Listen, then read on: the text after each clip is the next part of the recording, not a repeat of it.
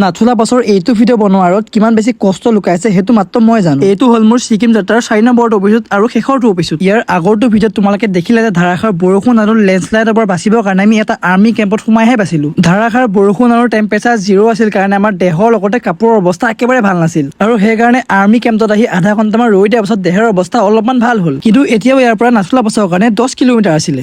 10 কিলোমিটাৰটো শুনাত বহুত সৰু নিচিনা লাগিব পাৰে, কিন্তু বাটত আছিলে লেণ্ডশ্লাইড আৰু ধাৰাসাৰ বৰষুণ। কিন্তু আমাৰ চাগে ভাগ্য ভাল আছিলে, অথনিতকে মানে বৰষুণৰ সংখ্যা বহুত বেছি কমি গ'ল আৰু অলৰেডি যিহেতু আমি বৰষুণত বহুত বেছি তিতি হৈছিলো সেইকাৰণে মানে ঠাণ্ডা বহুত বেছি লাগিছিলে। কিন্তু তাৰ পাছত মই ভিডিঅ' বনোৱা এৰা নাই আৰু ফাইনেলি ইমানবোৰ কষ্ট আৰু সংগ্ৰামৰ পাছত আহি পালো নাথুলা পাছ।